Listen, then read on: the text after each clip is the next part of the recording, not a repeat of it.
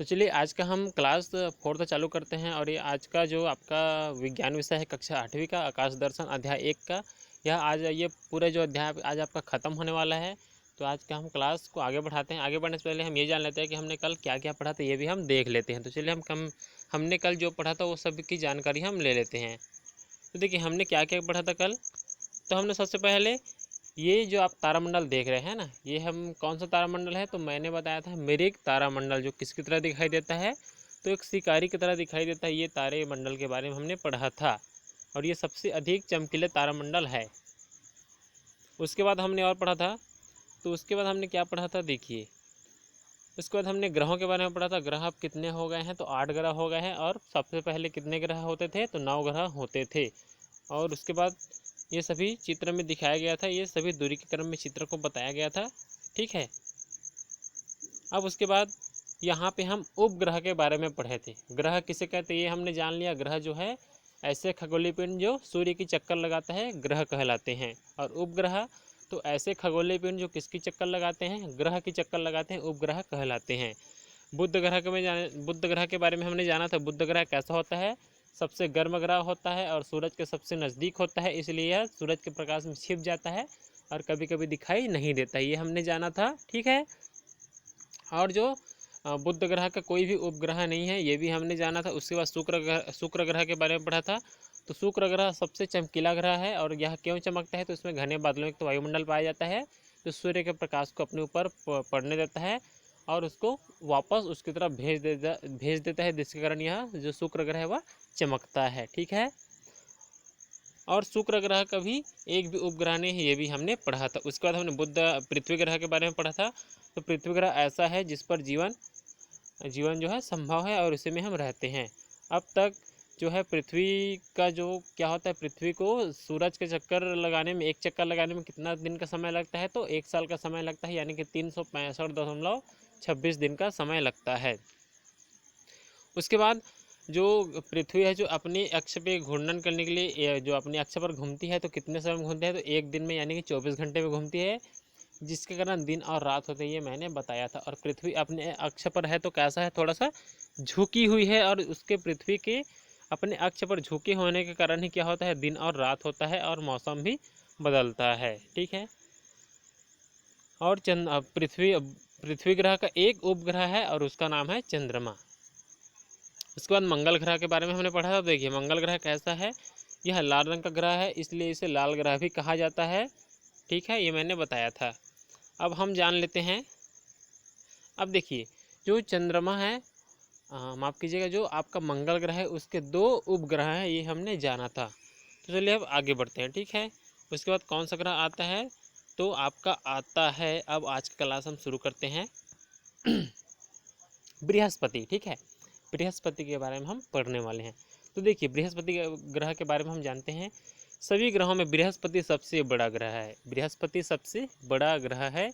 ये जो ग्रह है सबसे बड़ा ग्रह पाया जाता है। 8 ग्रहों में सबसे बड़ा ग्रह कौन है, तो वह आएगा आपका बृहस्पति ग्रह, सबसे बड़ा ग्रह आएगा। इसका द्रव्यमान शेष ग्रहों के द्रव्यमान से भी अधिक है। सूर्य से बृहस्पति की दूरी उससे पहले 4 ग्रहों की सूर्य से दूरियों को जोड़ने से प्राप्त दूरी से अधिक है।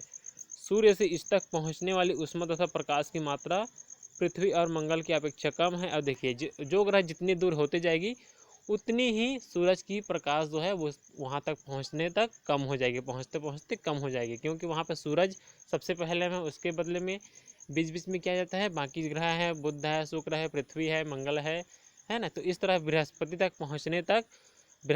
पहुँचने में सूरज का प्रकाश जो है कम हो जाता है। किंतु यह ग्रह शुक्र तथा कभी कभी मंगल के अतिरिक्त अन्य ग्रहों की तुलना में अधिक चमकदार दिखाई देता है। लेकिन बृहस्पति ग्रह ऐसा है जो सबसे बड़ा ग्रह भी है, और ये कभी कभी शुक्र से भी अधिक चमकीला दिखाई देने लगता है, लेकिन यह कभी कभी। ठीक है। तो आपका सबसे चमकीला ग्रह है वह तो आपका शुक्र ग्रह ही रहेगा। इसका कारण इसके घने वायुमंडल द्वारा अधिकांश प्रकाश को प्रवर्तित कर देना है। देखिए इसमें भी क्या पाया जाता है, घने बादलों युक्त वायुमंडल, जिसके कारण इसका जो सूरज का प्रकाश इस पर पड़ता है, तो यह सूरज के प्रकाश को प्रवर्तित यानी कि सूरज की तरफ वापस भेज देता है। अब देखिए बृहस्पति के 28 28 ज्ञात प्राकृतिक उपग्रह हैं। जो बृहस्पति है उसके कुल कितने उपग्रह हैं? तो 28 उपग्रह हैं। उसके बाद आता है आपका शनि ग्रह। तो शनि ग्रह के बारे में हम जानते हैं। देखिए आपका शनि ग्रह यहाँ पे चित्र पे दिखाया गया, कुछ इस तरह से आपका शनि ग्रह दिखता है। आप पुस्तक निकाल लीजिएगा, है ना, और पुस्तक में आपको चित्र अच्छे से दिखेगा। यहाँ पे अच्छे से नहीं दिख रहा है तो देखिए हम जो है शनि ग्रह के बारे में हम पढ़ते हैं अब। सूर्य से दूरी के क्रम में यह 6वें स्थान का ग्रह है, मतलब 6वें नंबर का ग्रह है शनि। सूर्य से इसकी दूरी लगभग बृहस्पति की दूरी से लगभग दोगुनी है।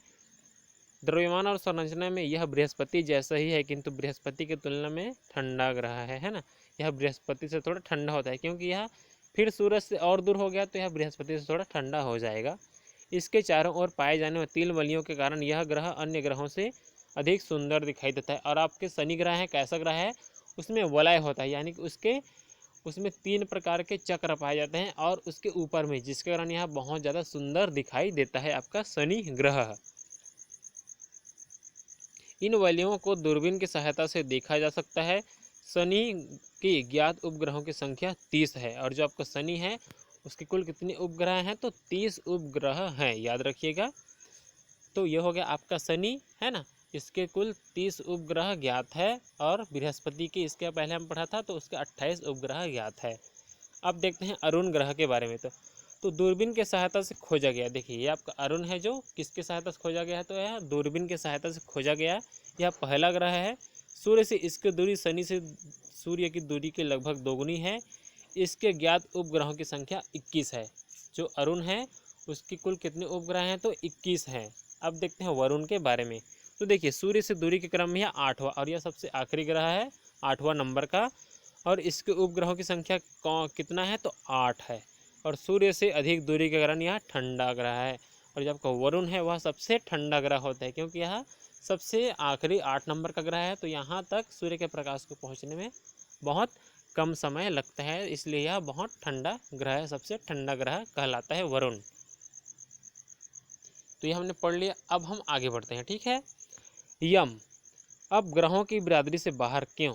यम यानी कि प्लूटो, है ना। यम जो 9 नंबर का ग्रह था, 9 नंबर का, तो उसको हटा दिया। तो क्यों हटाया गया इसको भी हम जान लेते हैं। तो देखिए यहाँ पे दिया क्या है।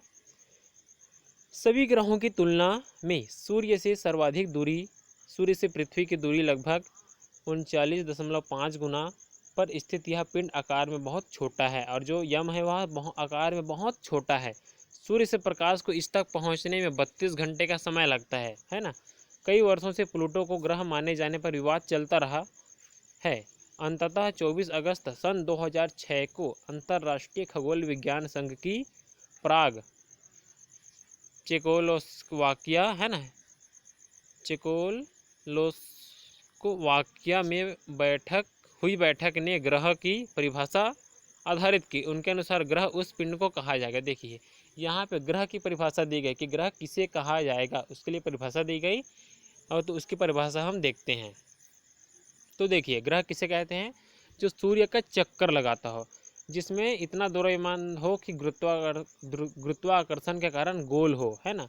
वह सूर्य का चक्कर लगाता हो और गोल हो, उसका आकार गोल हो, जिसका परिक्रमा पथ साफ हो, मतलब जहाँ पे घूमता है वह जगह उसका साफ हो, जिसमें अन्य खगोलीय पिंड मौजूद ना हो।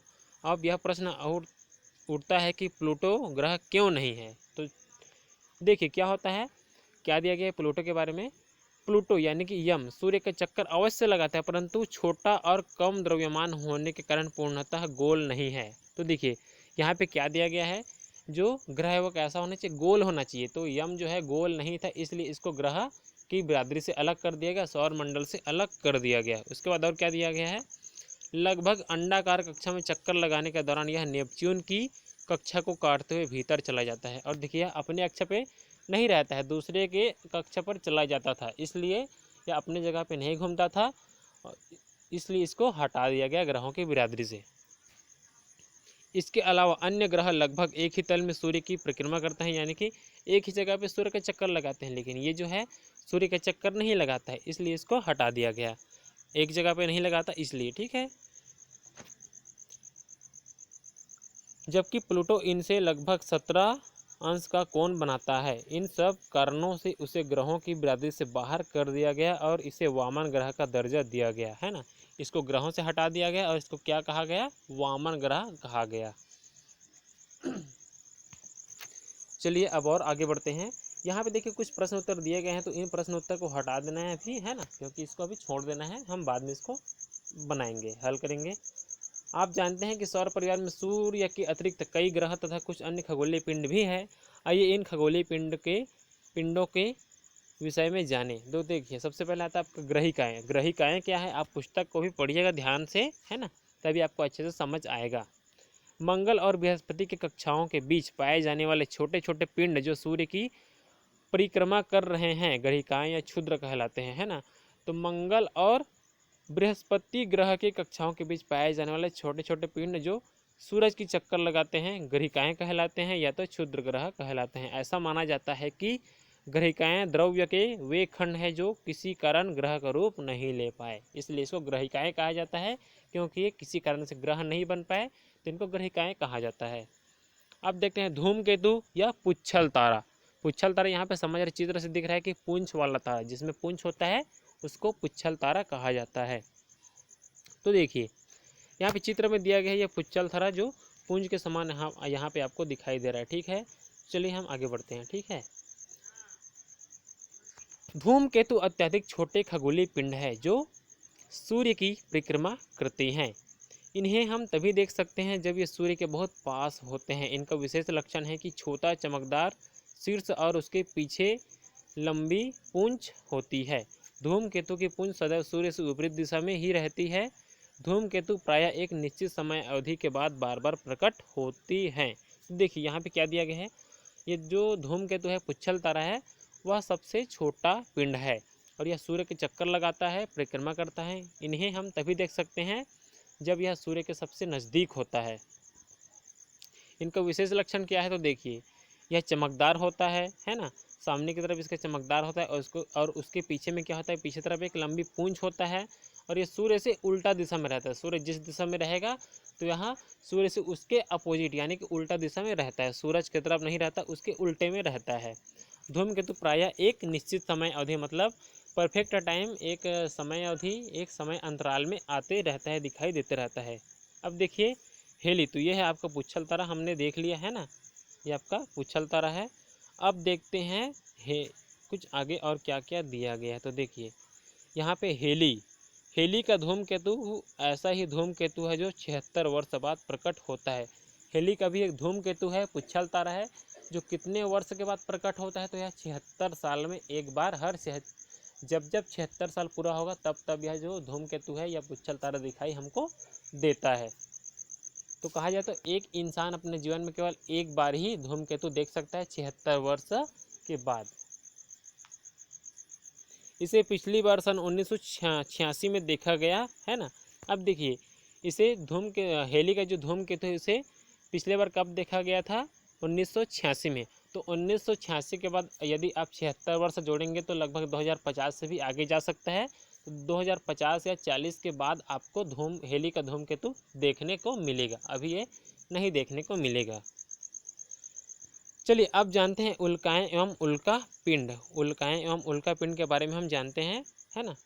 तो अंधेरी रात में जब आकाश साफ हो तब आपको आकाश में कभी कभी प्रकाश की चमकदार धारी दिखाई देती है। तो देखिए धारी दिखाई देती है यानी कि कभी कभी जब हम आकाश में देखते हैं तो क्या होता है, कभी कभी कुछ लकीर जाता है, जिसको हम क्या कहते हैं, टूटता हुआ तारा कहते हैं ना। ये टूटता हुआ तारा नहीं है, इसके बारे में यहाँ पे दिया गया है। कुछ लोग इन्हें टूटते तारे कहते हैं, तो वास्तव में ये तारे नहीं होते हैं, ये क्या होते हैं, उल्काएँ होती है। उल्का एक छोटा सा आकाशीय पिंड मतलब आकाश में पाया जाने वाला, तो इसलिए इसको आकाशीय पिंड कहा जाता है, जो सूर्य की परिक्रमा करता है यानी कि सूर्य की चक्कर लगाता है। उल्काएँ जब यह पिंड पृथ्वी के वायुमंडल में बहुत तीव्र गति से प्रवेश करता है तब घर्षण के कारण जल जाता है। और ये जो उल्का है आसमान में घूमते रहता है और जैसी तीव्र गति यानी कि तेजी से आते रहता है, पृथ्वी पर प्रवेश करता है, हमारे ग्रह पर, तो पृथ्वी के वायुमंडल में ये टकरा जाता है और वहाँ टकराने के कारण घर्षण होता है और घर्षण के कारण यह जल जाता है। और जलने के कारण क्या होता है, उनकी प्रकाश एक चमकदार धारी दिखाई देती है। तो जैसे ही जलता है तो वहाँ पे जो प्रकाश है एक लकीर में दिखाई देता है, जिसको हम कहते हैं टूटता हुआ तारा। तो ये टूटता हुआ तारा नहीं है, ये क्या है, आपका उल्काएं हैं, जो कि घर्षण के कारण जल जाता है और जलने के कारण हमको चिंगारी के रूप में दिखाई देता है। ठीक है, अब देखते हैं कुछ उल्काएं वायुमंडल में पूरी तरह से नहीं जल पाती है ना। कुछ ऐसी भी उल्काएं होती हैं जो वायुमंडल में पूरी तरह से नहीं जल पाती तथा उनका कुछ भाग पृथ्वी पर बिना जले गिर जाता है। उल्का के इन बिना जले पिंडों को ही उल्का पिंड कहते हैं।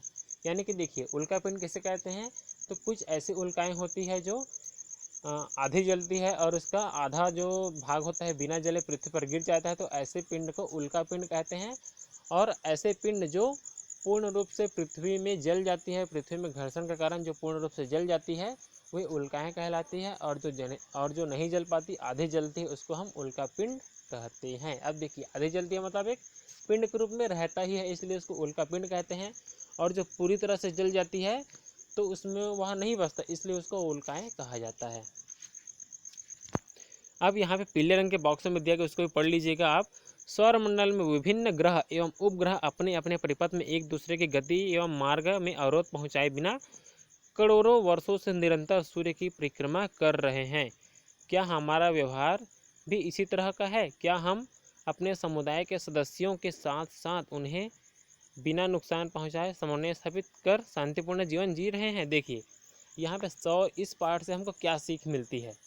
सौर मंडल हमने पढ़ा जिसमें 8 ग्रह पाए जाते हैं, तो वे 8 ग्रह क्या होते हैं, और उपग्रह भी पाए जाते हैं। वो क्या होते हैं, अपने अपने जगह पे और एक दूसरे के गति एवं मार्ग में अवरोध पहुंचाए, मतलब एक दूसरे को बिना क्षति पहुंचाए, बिना नुकसान पहुंचाए अपने अपने जगह पे घूमते रहते हैं और सूर्य के चक्कर लगाते रहते हैं और एक परिवार के रूप में रहते हैं। तो क्या हमारा व्यवहार भी इसी तरह का है? जो आपका मनुष्य है ना, हम जो हैं आज के जीवन में, हम जो जीवन जी रहे हैं, है ना, हमारे परिवार में हमारे आसपास लोग कैसे हैं, तो इस तरह के हम रहते हैं क्या, नहीं रहते? तो ये बहुत ज़रूरी है, हमको भी सौर परिवार से कुछ न कुछ जीने को सीख मिलती है कि हम भी सौर परिवार की तरह अपने अपने जगह पर घूमें और किसी को अवरोध ना पहुंचाएं, किसी को नुकसान ना पहुंचाएं।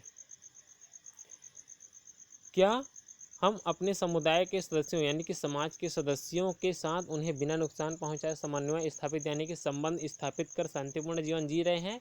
तो आज के ज़माने में ऐसा नहीं है, है ना बच्चों? क्योंकि आपके जो समाज है और उसके सदस्य हैं एक दूसरे को नुकसान पहुंचाए जीवन जी ले, ऐसा तो संभव कदापि नहीं है। आज का जीवन जो है बदल गया है और बिल्कुल सौर परिवार से आज के लोगों को सीखना चाहिए कि कैसे एक दूसरे को बिना नुकसान पहुंचाए हम अच्छे से जी सकते हैं और अपना जीवन यापन कर सकते हैं। तो ये बहुत ज़रूरी है, सौर परिवार से हमको कुछ न कुछ सीख ज़रूर मिलती है। हमें इस पर विचार करना चाहिए ताकि समुदाय यानी कि समाज के सभी सदस्य शांतिपूर्ण जीवन जी सके। और यदि हम सौर परिवार को देखेंगे और उससे हम कुछ सीख लेंगे तो क्या होगा, हमारा भविष्य बहुत अच्छा रहेगा, उज्जवल रहेगा और हम अपने अपने जगह पर अपनी अपनी उन्नति करेंगे और किसी को नुकसान भी नहीं पहुंचाएंगे। तब हम शांतिपूर्ण जीवन जी सकते हैं। यहाँ पे ये प्रश्न उत्तर छोड़ दीजिएगा, मैं आपको अब ये पाठ के बाद लिखवाऊंगा, ठीक है? तो आप एक रफ कॉपी ले लेना और रफ कॉपी में ही इन प्रश्न उत्तर को लिखना, फेयर कॉपी भी नहीं बनाना है। हमने सीखा को आप पूरी तरीके से पढ़ लीजिएगा। हमने सीखा में बहुत सारे प्रश्नों का उत्तर आपको मिल जाएगा। हमने सीखा मैं यहाँ पे नहीं बताने वाला हूँ, हमने सीखा को आपको खुद से पढ़ना है, ठीक है? तो चलिए आज का क्लास हम यहीं पे समाप्त करते हैं, है ना? और बाकी जो बच्चा है उसको मैं आपको कल बता दूँगा। व्हाट्सअप में इसका प्रश्न उत्तर आपको 1-2 दिन में लिख कर भेज दूँगा। उसके बाद जैसे हम इसका प्रश्न उत्तर लिख लेंगे पूरा, तो हम क्या करेंगे, पाठ 2 शुरू करेंगे जिसमें रेसों के बारे में हम पढ़ने वाले हैं। तो सबसे पहले तो पार्ट 2 का भी छोड़ दीजिएगा, अध्याय 2 को। आप अभी इस पर अच्छे से ध्यान दीजिए और इनको एक बार फिर से पढ़िए। कहाँ पे समझ नहीं आया, अपना पुस्तक खोल लीजिएगा और पुस्तक में और अच्छे से ध्यान से पढ़िएगा। या वीडियो पे आप और क्लिक कर सकते हैं क्योंकि एक यूट्यूब चैनल है मेरा, उस चैनल में आप प्ले लिस्ट में जाकर सभी वीडियो को देख सकते हैं, फिर से बार बार देख सकते हैं। हमने एक नया सिस्टम लॉन्च किया है क्योंकि ये हम बहुत अच्छे से आप फिर से उस वीडियो को देख सकते हैं, लेकिन कई सारे ऐसे ऑनलाइन पढ़ाई कर रहे हैं जिसमें आप उन वीडियो को और फिर से नहीं देख सकते। तो हमारा जो पढ़ाने का तरीका है बहुत अच्छा है, फिर से उस वीडियो को और देख सकते हैं और जानकारी पा सकते हैं। तो चलिए हम अब आज का क्लास यहीं पे समाप्त करते हैं। फिर अब हम प्रश्न उत्तर लिखेंगे इसके बाद, तो आप रफ कॉपी लेकर आइएगा इसके बाद, ठीक है? और व्हाट्सएप ग्रुप में मैं भेज दूँगा, आप सभी प्रश्न उत्तर को लिख लेना।